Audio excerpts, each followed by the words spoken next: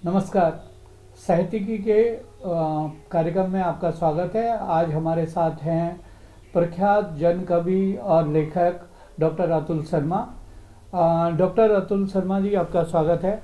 मैं बता देना चाहता हूं कि डॉक्टर अतुल शर्मा जी की 40 से भी ज़्यादा किताबें प्रकाशित हो चुकी हैं और आज हम उनके वहाँ रे बचपन एक सीरीज़ लिखी है उन्होंने, पुस्तक, और 5 पुस्तक वो लिख चुके हैं वहाँ रे बचपन की, और अभी 6ठी पुस्तक जल्द ही प्रकाशित होगी।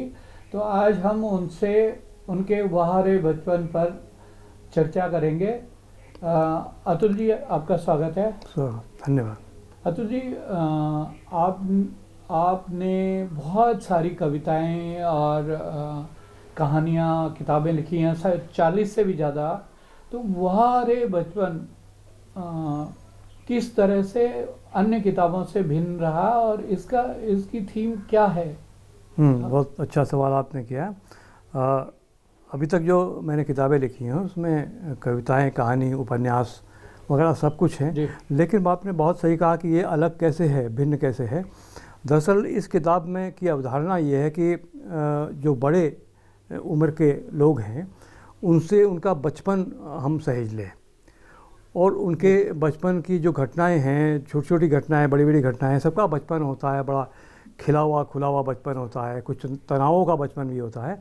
तो उन सबको हम इकट्ठा करें एक जगह, और ये बहुत मुश्किल काम था क्योंकि लोगों को अपना बचपन अच्छा तो लगता है लेकिन उन्होंने लिखा नहीं कभी। तो उनको लिखवाना, उस तक पहुंचना एक बहुत ही अच्छा अनुभव मेरे साथ रहा, और अब तक हमने करीब 75 लोगों के बचपन सहेज लिए। और ये 6ठा जो संग्रहालय है उसमें एक से एक जो चर्चित नाम है वो भी हैं, और बचपन तो सबका होता है, चाहे चर्चित हो चाहे ना हो। मैं चाहता हूँ कि अधिक से अधिक लोगों का मैं बचपन सहेजूँ। इसमें हमारी जो सह संपादक रहती हैं, हमारे सहयोग रहते हैं, हमारी रंजना शर्मा और रेखा शर्मा रहती हैं। हम तो मिल के काम करते हैं, और पहले अंक से लेकर इस अंक तक बहुत अनुभव रहे हैं, बहुत प्यारे अनुभव। जी। तो जैसे आपने जो शुरुआत की वो किन लोगों से की और क्या क्या दिक्कतें आई हैं? जी जी, ये मैं थोड़ा सा इसको बता दूं कि मैंने एक उपन्यास लिखा था, नानू की कहानी। वो एक बच्चे पर केंद्रित था जो कि कूड़ा बीनता है। मैं उसके साथ रहा पूरे समय तक, और जो मैंने देखा, समझा, तो मैंने देखा कि बचपन एक ऐसी बुनियाद है जिस पर पूरी हमारी इमारत खड़ी रहती है। वहाँ से ये विचार आया, क्यों ना सबके बचपन होते हैं, उनको सहेजा जाए। और इसकी शुरुआत हमने की थी, जो पहले अंक का पहले जो हमारे संस्मरण जिनसे मैंने लिखवाया वो थे प्रख्यात लोक गायक, लोक कवि नरेंद्र सिंह नेगी। नरेंद्र सिंह नेगी से हमने बचपन लिखवाया। उसके बाद प्रख्यात फोटोग्राफर रहे हैं, आप तो जानते हैं उन्हें, कमल जोशी, उनसे हमने डॉक्टर महेश कुड़ियाल, डॉक्टर जयंत नमानी, गंगा प्रसाद विमल, महेश दर्पण, डॉक्टर DR पुरोहित जो अंग्रेजी के विभाग, मतलब किन किन के नाम लूँगा तो सब लोगों के संस्मरण इसमें इकट्ठे हुए बचपन के, और लोगों ने बहुत अच्छी तरह से इसको एंजॉय किया। और साहित्य में जब अगर आप एंजॉय कर रहे हैं तो इसका मतलब आपका साहित्य पहुंच रहा है लोगों तक। और सिर्फ उनका नहीं, उनके जो परिवार के लोग हैं उनके लिए भी उन लोगों का बचपन पढ़ना एक बहुत अनूठी सी बात हुई। तो इसको लेके ओम प्रकाश जमलोकी जी हैं दूरदर्शन में, उन्होंने बहुत अच्छा, उनका भी इसमें संस्मरण है। उन्होंने एक बात कही थी कि ये अपने समय का, उस बचपन का, उस समय का दस्तावेज है, ये डॉक्यूमेंटेशन हो गया है इस बहाने। बिल्कुल, प्रख्यात लोगों का एक डॉक्यूमेंटेशन है। बिल्कुल। और थोड़ा आपने जो 6ठा अंक है उसमें बताइए कि उसमें क्या संग्रहित किया है आपने? 6ठे अंक में अभी आ ही रहे हैं लोगों के, और इसमें एक तो अनिल प्रकाश जोशी का मेरे पास आ चुका है जो, और एक नैनीताल समाचार के संपादक हैं श्री राजीव लोचन शाह जी, उनका मेरे पास बचपन आ चुका है। बहुत ही उत्साह के साथ उन्होंने दिया। एक बात मैं उसमें कहना चाहूँगा कि जो मैं इसको करना चाहता हूँ, जैसे गंगा असनोड़ा का अभी आया मेरे पास, बहुत लोगों का आया है, तो इसमें हम क्या करते हैं कि जैसे बड़े लोग हैं उनकी फ़ोटोग्राफ देते हैं, लेकिन उनके बचपन का फ़ोटो भी देते हैं। अरे वाह, तो ये इस तो अच्छा अच्छा जी, उसके बचपन का फ़ोटो उनको ढूंढना एक प्रक्रिया होती है, फिर उसको वो भेजना उसको, फिर उनके जो नई पीढ़ी के बच्चे हैं उसको वो देखते हैं, वो सहेजते हैं। सुषमा मिश्रा है, उन्होंने दिल्ली से बहुत ही बेहतरीन अपना बचपन भेजा है इसको लेके, तो ये सब इसमें है। और उन 75 लोगों में मैं आपसे क्या बताऊं कि कितना सुख मिला है मुझे भी इस काम करने में। और बिल्कुल, बचपन की यादें तो ऐसी होती हैं। जी हाँ, और ये जयप्रकाश पंवार जेपी जिनसे आप परिचित हैं जी, उनका भी इसमें है। और लेकिन उन्होंने एक बात कही थी कि ये कभी ना ख़त्म होने वाला सिलसिला है। बिल्कुल। और यश मालवीय प्रख्यात गीतकार हैं, उनका बचपन जब आया तो उन्होंने कहा ये तो प्रयोग नहीं, ये आविष्कार हो गया। तो 5वें अंक के पहले जो हमारे रचनाकार थे वो उर्मिल कुमार थपलियाल जी थे। उन्होंने अपने बचपन की जो घटनाएं हमारे पास भेजी हैं वो अपने समय का एक अनूठा दस्तावेज हो गया। तो ये एक इनोवेटिव आइडिया है, और मुझे लगता है कि बाल साहित्य जो लोग लिखते हैं इसमें एक नया चैप्टर जुड़ा है। बिल्कुल। जब एक व्यक्ति अपने बचपन को खुद ही लिखने की कोशिश कर रहा है, खुद लिख रहा है, और उसको सब लोग पढ़ रहे हैं, एक बात। दूसरी बात जो मुझे लगी वो ये जो मैं शेयर करना चाहता हूँ आपसे कि सिर्फ बचपन को सहेज देने से ही बात नहीं बनती है। मुझे ये लगता है कि इसको लेके जो और अनुभव, विशिष्ट अनुभव हुए हैं उसको भी लगातार सहेजने की आवश्यकता है। कुछ दिन बाद हम इसको भी करेंगे, किस तरह से हम लोगों ने उनका बचपन सबका सहेजा। और इसी के साथ मैं ये भी कहना चाहूँगा कि बाल साहित्य में एक स्थिति ये भी पैदा हुई, या किसी भी साहित्य में पैदा हुई, लोग ये कहते हैं कि पढ़ने की जो लोगों की रुचि है वो ख़त्म हो रही है। जी बिल्कुल, किताबों पढ़ने की रुचि ख़त्म हो रही है। हम अक्सर ये बात करते रहते हैं, यार किताब तो आ रही है लेकिन पढ़ कितने लोग रहे हैं। इस जड़ता को भी कहीं ना कहीं इस किताब ने तोड़ा। जब मैं आपका बचपन अगर इसमें सहेजता हूँ तो आपके परिवार के लोग, आपके दोस्त तो उसको पढ़ेंगे ही ना। उनको अच्छा लगेगा कि यार अच्छा जखमौला जी का इस तरह का बचपन रहा है, और उसमें मनोरंजन भी उनको रहेगा और अच्छा रहेगा। तो लोग बहुत दौड़ते से पढ़ रहे हैं। तो वो जो एक चुनौती थी हमारे सामने कि लोग हिंदी साहित्य नहीं पढ़ रहे हैं, वह भी इससे टूटी है। एक बहुत महत्वपूर्ण घटना ये हुई है। और पिछले हम मेरे ख्याल से 5 सालों से इस अभियान में लगे हैं। अभियान की तरह है। 6ठा अंक आ रहा है, उसके बाद वो 10 अंक तक तो हम निकालेंगे, उसके बाद हम और देखेंगे। एक बात और कि ये जो सूरी श्रृंखला है इसका अंग्रेजी अनुवाद भी होना शुरू हो गया है। अरे वाह, ये तो अच्छी बात है जी कि इसका अंग्रेजी अनुवाद कौन कर रहा है? अंग्रेजी अनुवाद उपेंद्र चंदेल ने किया है। अभी 5वें अंक का उन्होंने कर दिया है। और इसके अलावा इसका गढ़वाली और पंजाबी में भी अनुवाद हो रहा है। अरे वाह, हिंदी के साथ साथ। तो हम पाठकों के लिए भरपूर सामग्री जी है, हिंदी, हाँ, अंग्रेजी और आंचलिक भाषाओं ये कोशिश की है जी। कुमाऊनी में हो रहा है जी। डॉक्टर साहब, एक और अहम सवाल ये है कि बचपन की बात है, आपके और हमारे समय का बचपन और था, और आज का जो बच्चा है वो पैदा होते ही मोबाइल और उसमें जा रहा है। जी जी। तो क्या आपको मतलब लगता है कि जो ये सीरीज है वो कहीं ना कहीं मोबाइल की लत छुड़ाने में भी सहायक हो सकती है? ये तो समय बताएगा भाई साहब। सवाल लेकिन बहुत ही समीचीन सवाल आपने किया है मतलब।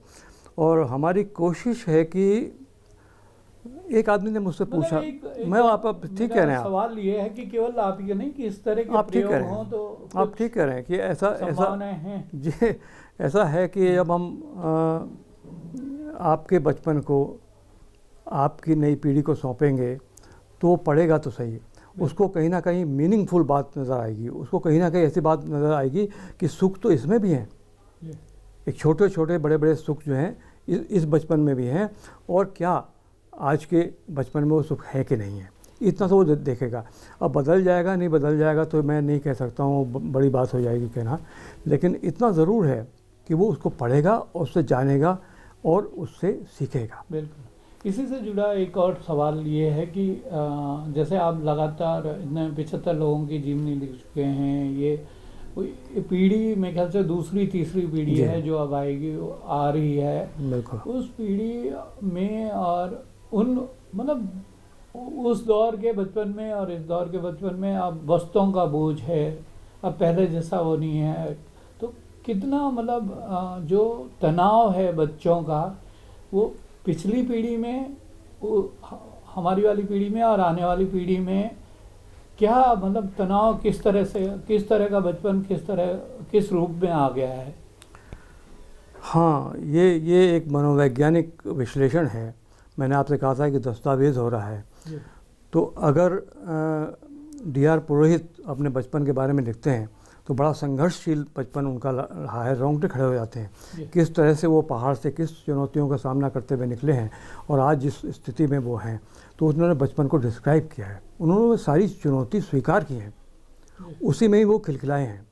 इसी तरह से धनंजय सिंह ने अपने बचपन के बारे में बहुत ट्रेजिक बातें लिखी हैं, और हमारे जो गंगा प्रसाद विमल हैं जो उन्होंने लिखा, वो भी ऐसे लिखा कि तनावों के बीच में वो किस तरह से अपनी बातें निकाल लेते थे जिससे खिलखिलाहट होती थी।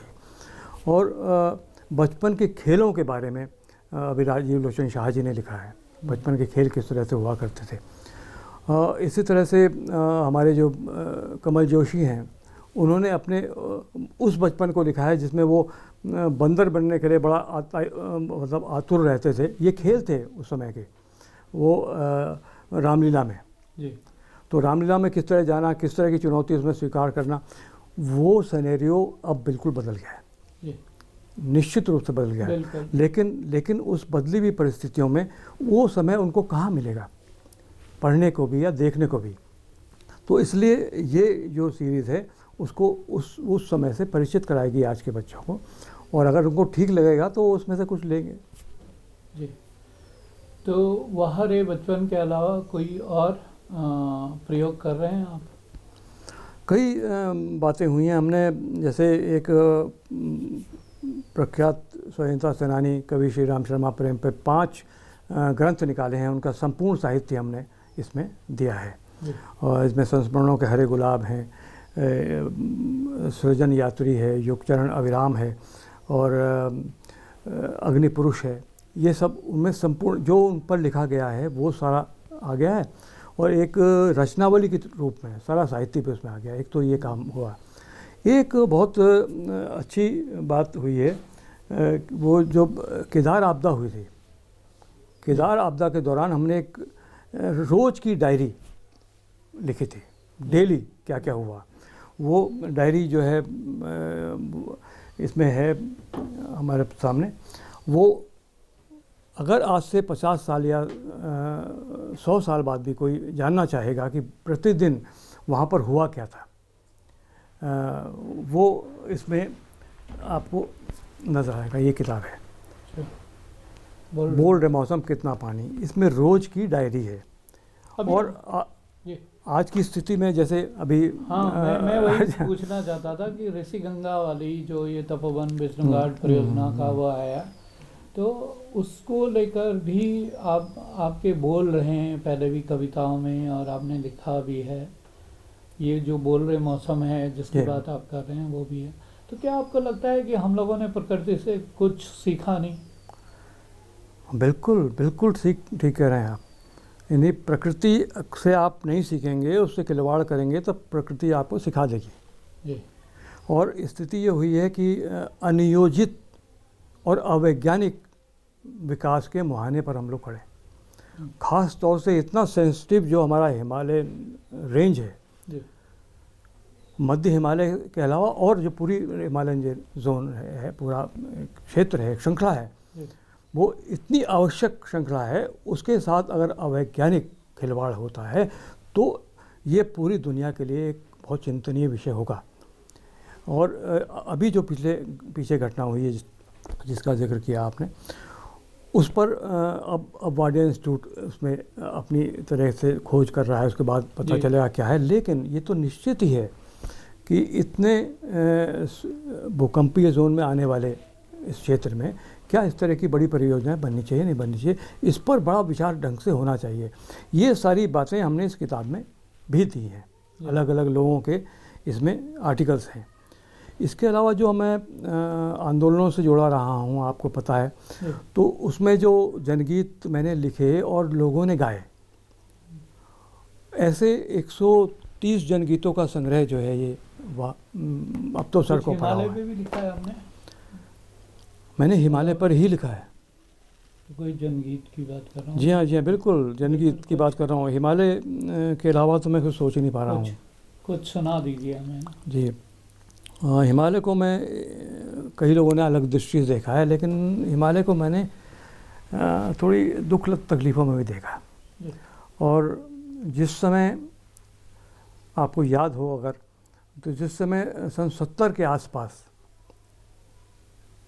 एक विरह नदी में झील बनी थी और वो टूट गई थी और तबाही बन के निकली थी, मेरी पहली कविता वहाँ हुई थी। कभी विरह बनी थी झील, आज फिर नदी बन गई, इस बनने में बाढ़ आई, घर भये, घाट भये, माता बहने गहने पहने, बूढ़े और जवान भये। इस तरह की कविता वो थी। लेकिन उसके बाद सन 90 में आपको याद है उत्तरकाशी और चमोली का भूकंप, इसने तबाही मचाई थी और दुख दर्द एकदम सामने आ गए थे। उस समय मैंने एक गीत लिखा था, वो मैं आपको सुनाता हूँ। पहाड़ की संवेदनाओं को व्यक्त करता हुआ गीत, आपको अच्छा लगेगा। जी बिल्कुल। और उस समय साप्ताहिक हिंदुस्तान ने छापा था और सब लोगों ने उसको गाया था। आज भी सुनेंगे तो सामायिक है वो। बादल घिर घिर के आए, फैले जहरीले साए, ऐसा तो देखा पहली बार रे, ऐसा तो देखा पहली बार रे। सहमी सी गंगा की धार, कांपे हैं बदरी केदार, भैया बादल घिर घिर के आए, फैले जहरीले साए, ऐसा तो देखा पहली बार रे। कहीं कहीं माँ जी के आंसू पोंछ रही है बहना, अपने दुख दर्दों को बाबा भूल गए हैं कहना। बच्चों के सर से परिवारों की छत टूट गई है, आंसू डूबी नावों में है अब बस्ती को रहना, भैया प्रश्नों की गहरी खाई, उसमें है नींद समाई, ऐसा तो देखा पहली बार रे, ऐसा तो देखा पहली बार रे। आप तो पत्रकार हैं, आपने रिपोर्ट किए होंगी, ये रिपोर्टाज ही है।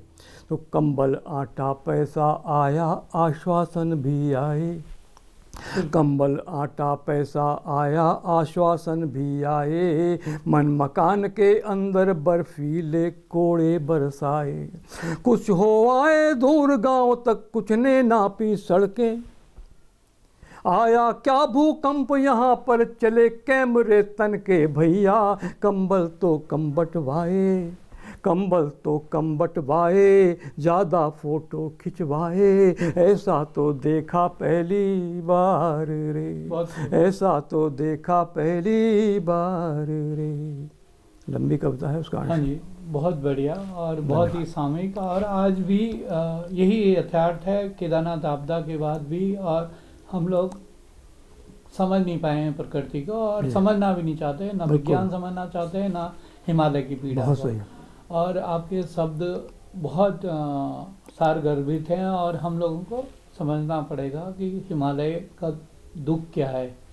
अच्छा डॉक्टर साहब, एक आखिरी सवाल ये पूछ रहा हूँ कि ये जो आपने जो 40 पुस्तकें लिखी हैं, है ना, तो साहित्य को और मतलब क्योंकि उत्तराखंड में तो साहित्यकारों की एक लंबी जमात है जी और जी बिल्कुल कहते हैं कि जहाँ वेदना होती है वहीं साहित्य भी पनपता है। बिल्कुल। तो ये जो वेदना, क्या आपको नहीं लगता कि इसको भी डिजिटलाइजेशन किया जाना चाहिए?